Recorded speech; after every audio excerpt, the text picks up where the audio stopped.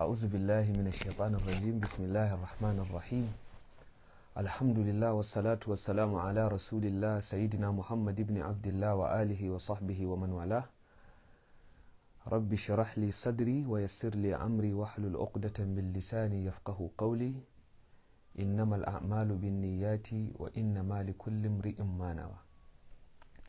‘Yan uwa musulmi, assalamu alaikum wa rahmatullahi wa barakatuhu. A daidai wannan lokacin nake so zan gabatar da wannan takaitaccen makala, wannan takaitacciyar nasiha gare ni, ga sauran iyayenmu, yayinmu, malamai, waɗanda muke so insha Allah wannan nasiha ta isa zuwa gare su, kuma muna fatan Allah ya amfanar da mu da su gabaki ɗayanmu. Da farko, kula da faɗin Allah tabaraka wa ta'ala da yake cewa wala talbisul haqqa bil baɗili wa taktumul haqqa wa antum ta'lamun, kar ku cuɗanya ƙarya da gaskiya sannan ku ɓoye gaskiya tare da kun san wato ga gaskiya nan amma ku ɓoye gaskiya ko ku cuɗanya shi da ƙarya. Wannan dalili yasa da kyakkyawan niyya nake so don isar da wannan sako zuwa ga manya-manyan malamai waɗanda suka ga dacewan a yi wani abu na taro a abuja da sunan saukan alkur'ani domin a yi addu'a wa ƙasa ko domin haɗin kan musulmi da sauransu. To a gaskiya ni ba zan yi hukunci akan niyyan wani ba ne, zan yi magana ne akan abin da ni na fahimta da kuma shawarin da nake so na bayar da kuma kiran da nake so na yi ma yayinmu da magabatanmu malamai waɗanda suke cikin wannan al'amari. Na farko, al'umma su gaba ɗaya sun ɗauki amanan addinin su ne da kansu da abubuwansu da yawa sun ba wa malamai. To amma da yawa malamai sukan mayar da kansu da hiyya, ma'ana sukan fansar da mutuncin kansu da addininsu da karizmansu domin wani abu ɗan ƙanƙani na ɗan wani lokaci wanda wannan lokacin zai zo ya shige. Akwai wani maganan da na sha faɗa kuma yanzu ma zan maimaita wannan magana. Wannan maganan shine kowane irin abin da ake so a yada wa mutane akan biyo ne ta hanyar malamai a cikin wannan al'umma, amma kuma malaman ba su da kima a gurin su 'yan siyasan demokuraɗiyya, ba su da kima ko na miskala zarratin, ba su da shi. ko alluran folio malamai ake ce ku je ku hau mimbari ku ce kaza ku ce kaza, a'a ku je anguwanni malamai su yi wa'azi a masallaci. ko siyasosin da suka gabata malamai za a ɗauko a saka su a gaba, a sa su je da sunan addinin musulunci su tada jijiyoyin wuya a ce a'a ma addini ake yi, kuma bayan haƙiƙatul amri an san babu addini a ciki, zallan son zuciya ne da kuma yaudaran Allah da yaudaran manzon Allah. Idan mutum zai yi abinsa a kashin kansa, bismillah ya je ya yi. Ina da ra'ayin zaɓi duk ɗan takarar da nake so, duk ɗan jam'iyyar da nake so, saboda wasu abin da na gamsu da shi wanda ƙila wani na bai gamsu da shi ba, amma in raba abin da addini kuma na nemo ayoyi da hadisai na yi amfani da su, to wannan wad'u shay'i fi gairi mahallihi ne, wanda kuma wannan sunansa cin amana. inna allaha ya'murukum an tu'addu al-amanati ila ahliha. A baya an zo an yi magana akan za a tallata 'yan kuri'u, an yi duk abin da ya wuce.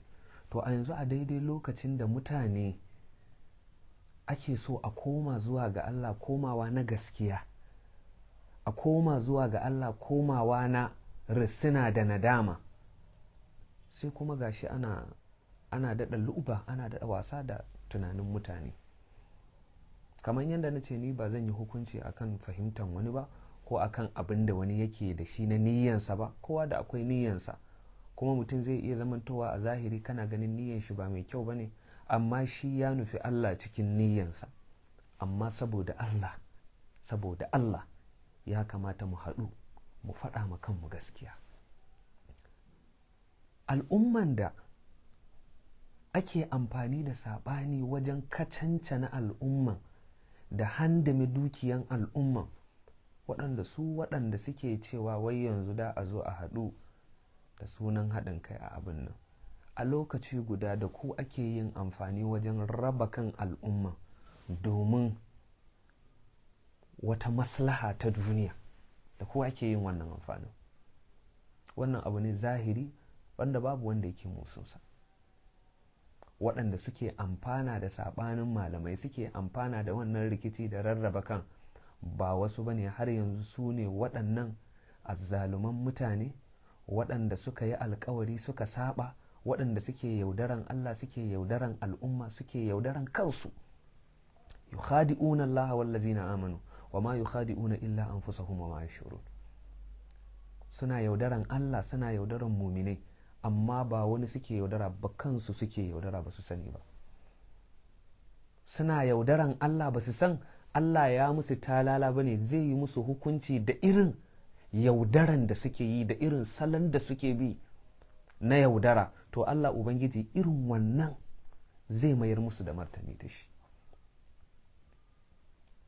Mutane an rarraba kansu, an saka su cikin garari. To raba kan dama da sauransu duka da ƙur'anin baya hannunmu ne, hadisan manzan Allah ba su hannunmu ne. Me yasa sai yanzu za a haɗa kai? Wannan haɗin kan na meye? Na sayar da al'umma ne ko na gina al'umma ne? To ina isar da wannan sakon. Mu duk mun san abubuwa da dama wanda suke faruwa, wanda alhamdulillah ni ba na yin magana kan abubuwan da ya shafi wannan. Ma na yi a baya to na ɗauka ma kai na wasu iyakoki wanda ba komai bane don tsumbula baki a ciki. Idan na ga wani ya yi magana akan wani abu, to ina ganin kamar ya wadatar min, tunda abun ba siyasa bane, tunda abun ba neman a san kana yi bane. Idan za ka yi amfani da muryanka ta ƙasa, za ka yi amfani da waɗanda ka sani ta ƙasa domin ka ba da solution, babu bukatar sai ka zo social media ka ce kai kaza ne, kai da kai kaza, kai da kai kaza, ka yi packaging ɗin mutane domin kai ma ka gina naka manufan da kuma sunan kana son ka kara mutane ko kana son ka kara addini. Amma na zaɓi na yi magana a wannan gaban saboda akwai abubuwa da yawa da ake yaudaran mutane da shi. Ƙananu matasan malamai a kira su ta Kaduna a ce ku zo Kaduna, wanda na san waɗanda suke yin waɗannan abubuwa. Akwai wanda na sani yana daga cikin manyan sanatoci a Najeriya, su suke kiran matasan malamai a je a ba su 200,000, 250,000. Wannan magana ko shakka babu, ina magana ne akan abin da na sani. A ce ku je kan mimbari ku ce kaza, a ce ku je ku ce kaza, ku je ku yi kaza, ku je ku yi kaza. Su kuma ru'usul amri manya-manyan malamai a kira su a Abuja, a ce ga abin da ake so ku yi, ga abin da ake so ku faɗa wa mutane. Duk da cewa da akwai waɗanda suna ƙoƙari, akwai waɗanda suna shiga abin da kyakkyawan niyya, sai kuma bayan sun shiga al'amarin da kyakkyawan niyya a siyasantar da fiskansu, a siyasantar da kimansu, a siyasantar da alfurmansu a gurin mutane. To lokaci ya yi da ya kamata a bar saka mutane. Yanzu misali kaddara za a yi taron saukan alkur'ani da yin addu'a ma ƙasa, don Allah, don annabi, don Allah, don annabi, suwaye ahlul qur'an, don Allah, suwaye ahlul qur'an. Ba ishu bane na maganan ƙungiya da sauransu. An san waɗanda su ɗinnan ma'abota alkur'ani ne, amma wasu ne fa kawai fa a sama da su yi hijacking, a siyasantar da sunan addini, a siyasantar da sunan abubuwa, sannan a zo ana tallata wa mutane, ana cewa mutane an yi aiki. Har yanzu wannan wala tashtaru bi ayatin lahi samanan qalilan, kar ku sayar da ayoyin Allah da abun duniya ɗan kaɗan. Kullum ana addu'a, masu yin addu'a kullum suna addu'a. Maulanmu Sheikh Usman Bauchi duk shekara sai an tara mutane, ba wani yake ba da kokobon sisi ba.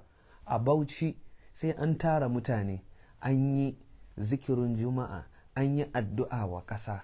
A Abuja akwai wakilin Maulana Sheikh Usman Bauchi yayanmu Alhaji Ibrahim Sheikh Tahir Usman Bauchi, wanda yake jagorantar wannan halakan da zagawan ana yin zikirin juma'a a manya-manyan masallatan ƙasan nan, guri-guri ake bi, ba kuɗi ake biya ba. Amma shi wannan haɗin kan mu ba mu san language, ba mu san yanzu me ake nufi da wannan haɗin kan ba mu sani ba. Ba mu sani ba. Kuma su ainihin ma'abota alƙur'anin su fa an ajiye su ne a gefe kawai, ya zamo da sunansu ake yin amfani. Suna nan a Maiduguri, suna nan a Yobe, suna nan a Bauchi, suna nan a Kano, suna nan a gurare, amma har yanzu ba a gaji da siyasantar da sunan addini da sunan. Ba mu tsoron me zai je ya same mu, ba mu jin tsoro. Nawa za a ba mu? Wallahi mutanen nan sun gama girmama malami in ya je gurinsu su ɗauki miliyan 2 miliyan 5 su bashi. Yaudara ne. Matasa kuma su ɗauki 200,000 200,500 a basu, a ce ku je ku ce kaza, ku je ku yi kaza. Duk da na faɗi cewa akwai waɗanda suna shiga da kyakkyawan niyya, amma wannan abun ya isa haka, ya isa haka, ya isa haka. Don Allah a bar mu nemi sassauci a gurin Allah, mu nemi rahaman Allah, mu nemi jinƙan Allah, mu nemi jinƙan Allah. Ni iya abin da na fahimta shi na faɗa, wa ma shahidna illa bima alimna. Kuma na san ana wannan kiraye-kirayen, kuma duk musulmi mai imani halin da ƙasar nan take ciki, wallahi ba zai shiga cikin al'amarin da za a ci gaba da gana wa mutane azaba a ƙasar nan ba. Duk mai imani, musamman yankinmu na arewacin Najeriya da tsaro ya taɓarɓare. Akwai wanda na san shi, mun yi aikin hajji tare da shi. Bayan dawowansa daga aikin hajji ya ɗibi iyalansa daga Kano zai tafi Sokoto, da shi da 'ya'yansa da matansa gaba ɗaya 'yan fashin daji suka tsare su, da ƙyar shi ya sha, suka harbi matansa, da suka ga jini yana zuba suka aje matan, suka tafi da 'ya'yayensa wajen 'ya'yaye guda 4 ko 5. Yanzu sama da wata 4 babu labarin waɗannan yaran har yanzu. Sun ce a kai musu mashina, a kai musu kuɗi, a kai kaza, a kai kaza, an kai musu, sun kuma ci gaba da riƙewa, sun ce sai an ci gaba da ba su kuɗi. Ƙasan da muke ciki kenan. Musiba ce take da'ira akan mutane. Yau wane ne, gobe wane ne, jibi wane ne, jibi wane ne. Ai an san masu ƙur'anin, a je a babba su abin sadaka kawai, a je a basu. Mun kai zawiya kaza ku yi addu'a, zawiya kaza ku yi addu'a, amma a zo a ce za a tara mutane a Abuja. Mu ba mu ce kar a tara mutane ba, to amma muna faɗan a ji tsoron Allah a wannan abu. Gaskiya a ji tsoron Allah. Kuma waɗannan malamai da yawa suna da mutunci a gurin mutane, suna da kima a gurin mutane. Kuma har yanzu mutuncinku kuke daɗa sayar ma waɗannan mutanen. Mutuncinku ne. Maganan haraji ya zo, an ce a je a kira malamai, su da su zo su yi magana. A'a, maganan kaza ya zo, a ce a kira malamai. Wai hatta ɗan siyasa shi zai je ya yi abin da laifi ne na ƙashin kansa, ba zai iya kiran 'yan jagaliyan siyasansa wanda yake ba su kuɗaɗe ba. A'a, malamai ne za a nema a saka su, a ce ku je ku yi magana. Allah mai iko. Me ya same mu? Kwaɗayin me muke yi? Me ake nema a duniya? Mutum me zai samu a duniya? Mutuncin mutum ya fi mishi. Kar mu zamanto cikin masu turbuɗar da kanmu. To ni wannan nasiha da nake yi, da farko ina nana ta kira zuwa ga waɗannan malamai da cewa amana ne Allah ya ba su na al'umman manzon Allah, kuma in sun ci wannan amanan Allah Ubangiji ba zai bari ba. Amana ne Allah Ubangiji ya ba su na rayukan al'umma, na addinin al'umma.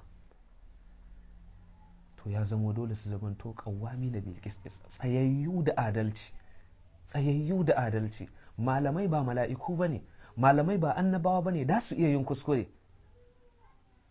Amma kuma malamai ya kamata su san kiman kansu, su san darajar da Allah ya ba su.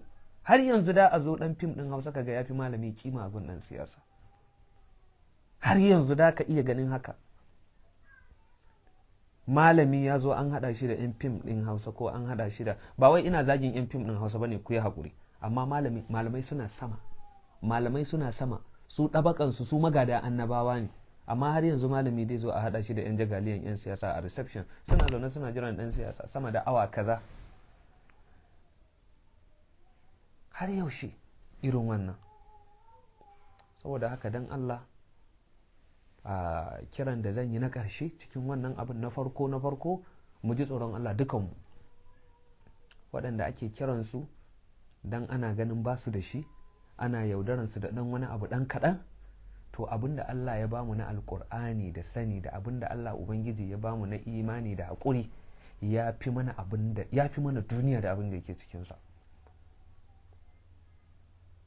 Kuma kar ku tsammaci cewa za ku yi amfani da waɗanda su ba su damu ba, da su ba da mutuncinsu da lokacinsu domin su tallata manufofinku. Ku zaci cewa su masu mutunci za su zauna a gefe su yi shiru, su zuba ido, saboda suna tsoron su yi magana. Idan sun yi magana a ci mutuncinsu. Wallahi muna shirye da duk wanda muka ga ya saka manufan cutar da al'umma, muna shirye da mu yi magana. Ai ba a ɗinke bakinmu ba. Kuma yanda in kun yi magana za a ji maganan ku, ma in mun yi magana za a ji maganan ku. Kuma mutane da hankalinsu ba mahaukata bane, su suna da rariyan da suke tankada al'amari. Ko kuna da sabanin fahimta da mutum, in ka faɗi gaskiya ya san gaskiya ne. Ko shedan ne, in ka faɗi gaskiya ya san gaskiya ka faɗa. Ko makiyinka ne, in ka faɗi gaskiya dai ce wani fa gaskiya ya faɗa, ni dai bana tare da shi ne.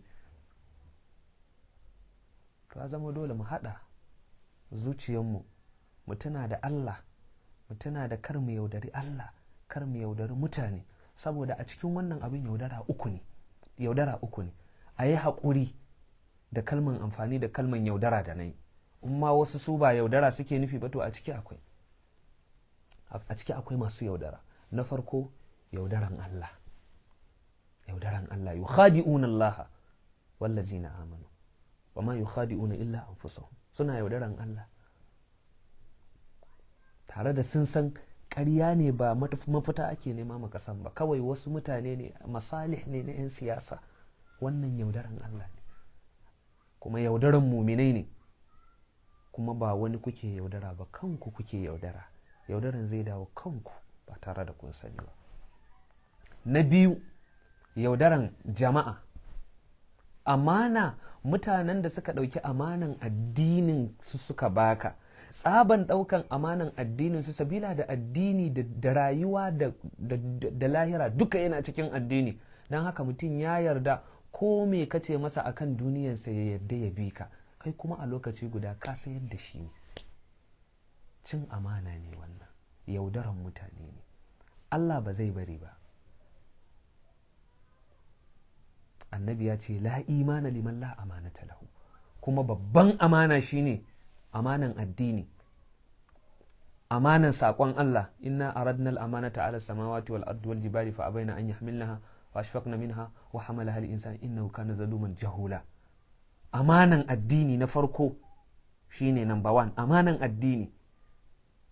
To sun baka amanan addinin su, ka faɗa mana za mu ji, da mu saurara, da mu yarda. Kai kuma a lokaci guda sayar da su kai. Na uku kuma yaudaran kai. Kai da kanka baka da asiqatun nafsiyya, baka da natsuwan zuciya akan abin da kake aikatawa, baka da shi. Kai da kanka ka san in ka koma gida kai hisabi ma kanka da kanka, kai ka san wannan abun ba ma Allah kai ba, kai ka san wannan abun ba manzon Allah kai ba, kai ka san wannan abun an ɗibo mumine ne bayan Allah masu kyakkyawan zuciya, an saka su an mai da su ul'uba. Ga mahaddata Qur'ani suna ta cewa su ba su san da wannan labarin ba, su ba su sani ba, su ba su da labari, su kaza su ba su da labari, su ba su sani ba. Mahaddata Qur'ani ga suna ta fitowa suna faɗa, garada da sauransu da malaman Qur'ani da malaman tsangawa suna cewa ba su sani ba. Kuma idan ba siyasa bane, kowa yayi a zawuyansa mana, kowa yayi a tsangayansa mana. A'a to idan misali daidai ne a haɗa su a yi abin da zai amfani su. Tun yaushe ake magana akan almajirai da halin da almajirai suke ciki? Tun yaushe ake magana a tsara institution na almajirai domin a taimaka musu? Sai ƙarya da yaudara. almajiran ma da aka tasan ma koransu da cin mutuncinsa da aje tsangayensa a kama su, yau ne ahlul qur'ani dan Allah, yau ne ahlul qur'ani wai suna da wani amfani, wai da a kira su a tara su a Abuja karkashin kungiyan kaza, wai sunan abu ma wai bikin alqur'ani. Ni gaskiya ban fahimci wannan abun ba, kuma wanda ya fahimta ban ce masa ba haka bane, amma duka dai a dudduba a ga maslahan al'umma, a duba a ga amanan Allah, a duba a ga amanan manzon Allah, kuma duk wanda yake da maganan da zai yi na fatan baki. Da yanzu idan da a ce wasu ne kawai suka tsara deal ɗinsu na yadda za su samu kuɗinsu, ni ba zan fito in zo in yi magana ba, ni ba zan ce komai ba, ba abin da zan ce. Amma an shigo da alkur'ani a ciki, an shigo da malamai a ciki, kuma malaman da jiya suna ta kuka suna cewa mun yi ba daidai ba, mun yada wani wani abu da sunan musulunci, wanda yanzu yau idan abu ya faru da a ce musulunci ne yayi wannan abu. Jiya fa suka fito suna wannan magana, yau kuma an fito ana magana gashi na za a je a yi taro kaza. To waye zai bada kudin in an yi taron? Kowa ya san gwamnati ita da ta bada wannan kudin. Abin da ake nema kenan, abin da mutane suke nema kenan. Ku ba wa mutane amsa. Da me za ku gamsar da mutane da wannan tsanani da ake cikin rashin tsaro? Da me za ku gamsar da mutane da shi? Babu da abin da za ku gamsar da mutane da shi, yaudara ne kawai. Saboda haka gaskiya ina mana nasiha gaba ɗaya a ji tsoron Allah, kuma muna kira zuwa ga manyanmu wanda suke cikin wannan al'amari. Akwai manyanmu da muke kyautata musu zato, to mu muna ba da shawari su yi taka tsantsan, saboda kar abu ya zama ul'uba ne kawai, da a ɗibo ku a saka ku a gaba, a gani a ce haddawa na a ciki, alhali kai ma kowa nan bai da cikakkiyar dama akan wannan abin, shi dai kawai kyakkyawan niyyarsa ya kai shi zuwa ga shiga cikin wannan abin. Saboda haka Allah Ubangiji ya samu dace, kasanmu Najeriya Allah ya ba mu lafiya da zaman lafiya, Allah Ubangiji ya haɗa kan al'umman musulmi. Wannan dai abin da za a yi ba abu ne na haɗin kai ba, gaskiya abu ne da a yi na maslaha, na mafita. Shi haɗin kai a bayyane yake. Menene haɗin kai? Shi ne kowa ya iyar wa karantarwansa ba tare da ya kafurta wani ko ya ci mutuncin wani ko ya ɗauki makami akan wani ba. Na farko kenan. Saɓani yana nan sunna ne na halittun Allah a wannan doron duniya. Don haka ka kyautata mu'amala da wanda kake da saɓani da shi akan wata fahimta ta addini, amma dai saɓanin ba zai taɓa ƙarewa ba har abada. Idan abu ya zo a samu a haɗa kai. Yanzu akwai Supreme Council na ƙasa. Supreme Council ɗin nan me suke yi? Menene suke yin shi? Su Supreme Council ɗin me suke yi? Ai muna jin labarin abin nan. Ni ma an taɓa gayyata na Supreme Council ɗin. An gayyace ni ma. Gani ne kawai abu ne na abin da ake so, kawai ana son alaƙana maka abin da ake so ka je ka ce. Ni kuma ba yaron wani ba ne. Ni muridi ne daga cikin muridan Shehu Tijjani. Ni muridi ne daga cikin muridan Sheikh Imam Bauchi. Ni ba yaron kowa ba ne. Duk wanda kuka ga muna abin nan da su, magabatanmu ne da muke ganin kimansu. Ba wanda yake saka ka kai komai, kuma ba mu neman kowa a gurin komai, a gurin Allah muke nema. Ba mu neman yardan kowa sai yardan Allah. Wanda ya mutunta mu da mu mutunta shi, wanda bai mutunta shi ba to ko ba mu masa walakanci ba za mu bi ta gurin da za mu haɗu da shi ba. Ya yi rayuwarsa ne rayuwarmu. Amma Supreme Council me suke yi? Me kuke yi? Supreme Council in ku kuka shirya wannan saukan sai ku fito ku faɗa wa mutane. In kuma su waɗannan sanatocin da ake saka su suke tara mutane da sunan da a taimaki al'umma akan tsaro ko da a abun nan, su suke tsara wannan abun, su ma su fito su yi bayani wa mutane. Ba mu gane ba, ku fito ku yi bayani wa mutane. Amma sai kuna ɓuya a bayan malamai da karizma na malamai da mutuncin malamai, kuna saka su suna yin abu. Su kuma wasu su yaudaru, wasu saboda rashin tsoron Allah su karɓa da sauransu.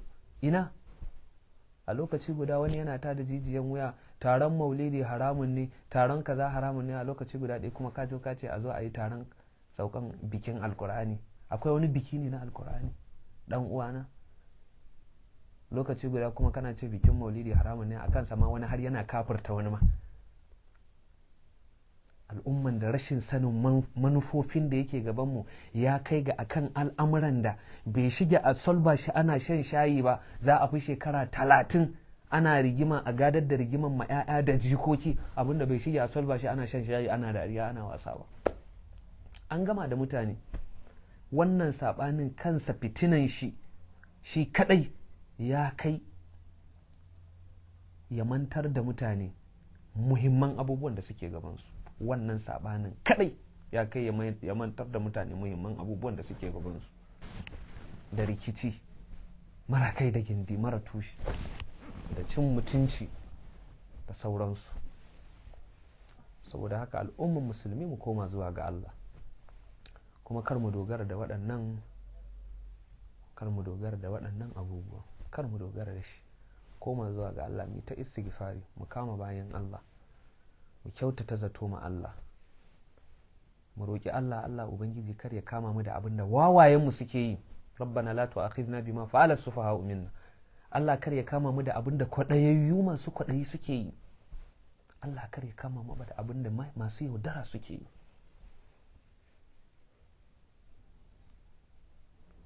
A lokacin da kake so ka kira mutane ka ce su zo su taru a zo a yi wannan abin, kafin ka yi wannan ka fito ka faɗa wa mutane da ka haɗa kafin ku zo ku ce wa mutane, ku zo ku faɗa wa mutane haɗin kan da kuke da shi wanda za ku zo ku kira waɗannan alrammomin. Me kuka yi amfani da wannan haɗin kan wajen sama ma al'umma sassauci akan wannan baƙin kuncin da ake ciki? Baƙin kuncin da ya fi kowane bala'i kunci shine kuncin tsaro. Kana zaune da 'ya'yanka da matanka, a zo gida a kwashe ku. Me kuka yi akai? Me kuka yi akai? Idan kuma wani ne ya ce a zo a yi da sunan ƙasa, ku tambaye shi me ya yi. Duk waɗannan abubuwa abu ne na gaskiya, kuma komai a fili yake. Man waje da kairan falyahmadillah wa man waje da gaira zalika fala yalumanna illa nafsahu. Duk wanda yake da ikon yayi magana kuma yake yin magana a daidai lokacin da ake bukatan yayi magana, Allah zai tambaye shi. Allah zai tambaye shi. Allah ubangiji